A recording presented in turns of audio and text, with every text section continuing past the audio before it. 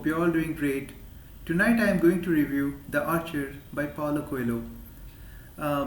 Before I started reading this book, I had some expectations to read about an archer, warrior of a kind, like of person, and the story to be based in a mystic land.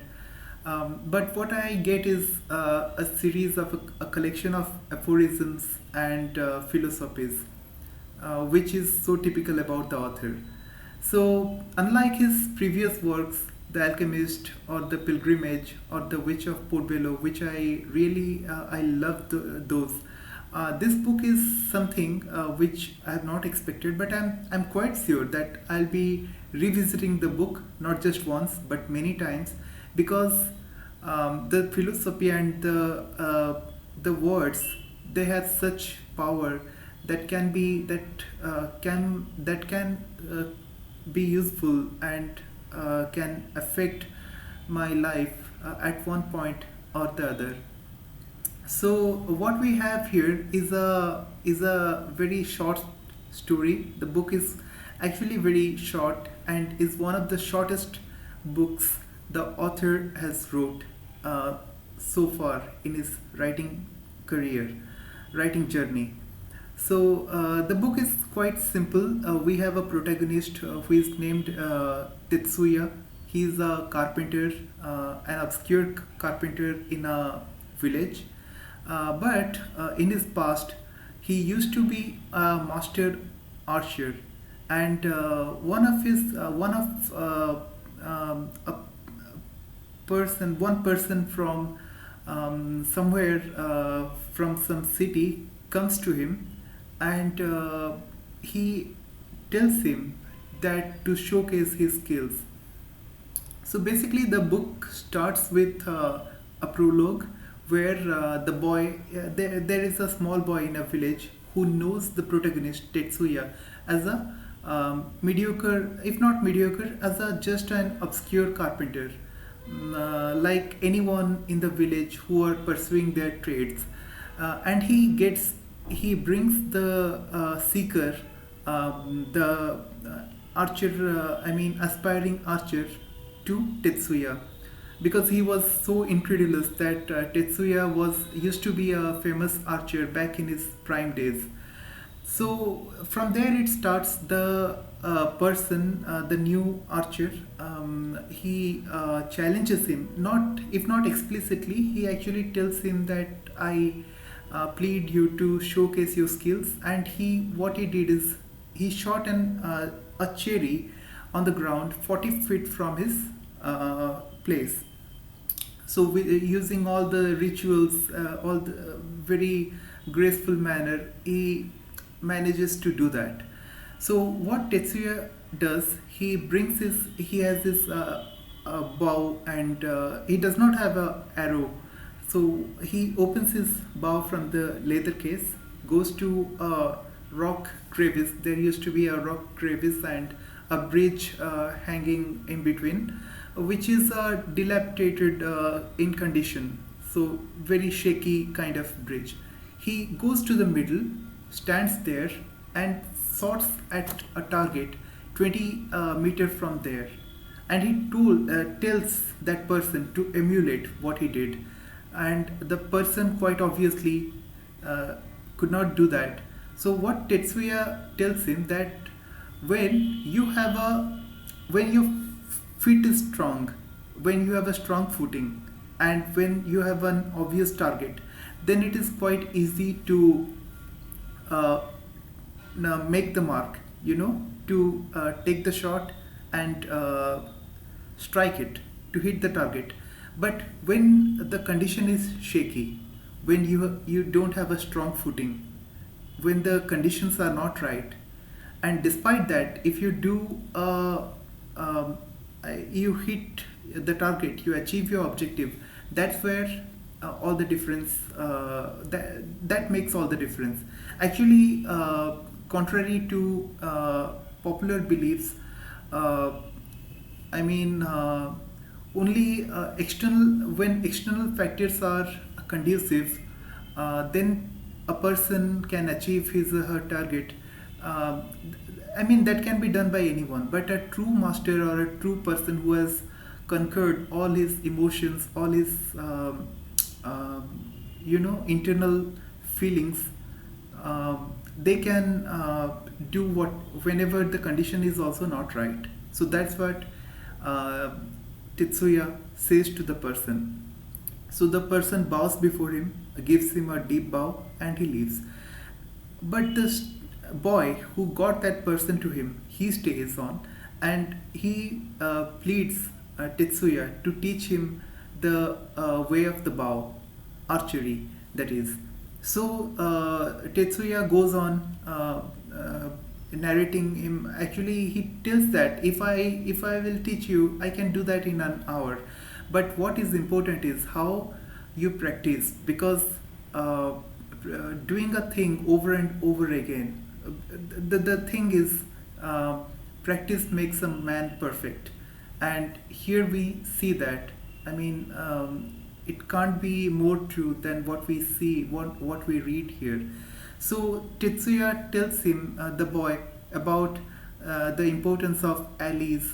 That is one chapter. So basically, collaborating with the like-minded people, or the people who will support you in your venture, in your goals and objectives. The bow. So he has also used the metaphor how the bow is, and how the arrow is. That is another chapter. The target, the posture, how to hold the arrow, how to hold the bow, how to draw the bowstring, how to look at the target, and repetition, and how to observe the flight of the arrow. The archer without arrow, without target. And there is this epilogue.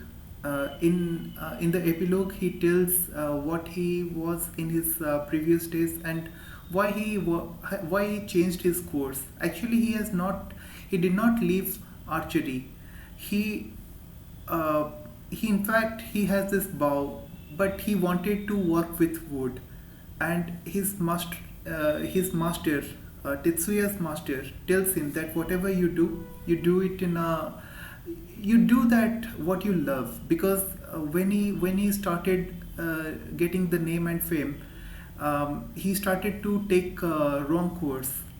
His life was filled with debauchery, with extravagance, hedonistic lifestyle. So, just to ground himself and to get back to the basics, he chose a life which is quieter, and which gave him a sense of balance. And he came to this nondescript village and started living an anonymous kind of existence over here. And we have acknowledgements where the author has um, he has given the due credit to all the so here acknowledge in his acknowledgements, Mr. Paulo Coelho has credited Eugene Herigel for his book Jane in the Art of Archery, to Pamela Hurtingan, who is the managing director of Squawk Foundation for Social Entrepreneurship, to Dan and Jackie De Prospero, and for their book with Onuma San Kyodo, and to Carlos Castaneda for his description of the encounter between Death and Nagual Eliza.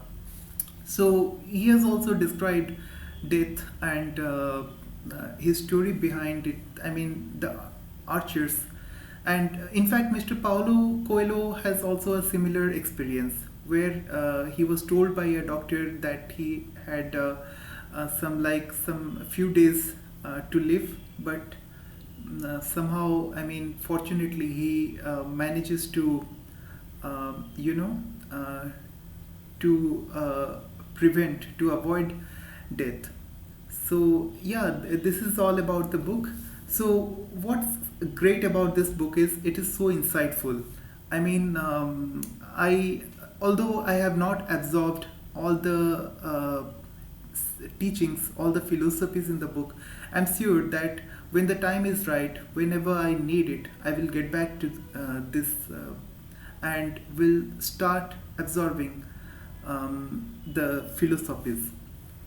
Also, it is quite insightful, philosophical, and it also gives you a feeling of it is a comfort read. Basically, it is a manual for a good fight. And Paulo Coelho has a number of works that is, that serves the purpose actually. So yeah, it is one of that. And this book is not for a one time reading. In fact, the readers will get back to it many times, and so will I also. I will do that. And what's not so great about this book is the pages. It has somewhere around 116 pages, but some like 20% of them are blank. Only we have 4 pages in the prologue, full text, and 2 pages in the epilogue with full text. Rest are less than the middle paragraph. I mean, some very blank spaces we have. I mean, this is 116 pages, but it could have been done in 50 pages, around 50 pages. And I also forgot to mention that the illustrations of this book is also so beautiful. The illustrator has done a really great work drawing the illustrations. And if I may show, if it is visible, uh, apparently it is okay. So the credit goes to the illustrator, and who he's a Germany based, his name is Christoph Neyman. He is an artist, author, and animator. He's also an author, and he wrote a book, Hopes and Dreams, about a trip to meet an artistic hero in Los Angeles. So, great job. He has done a great job in doing this. So, yeah, this is about the Archer.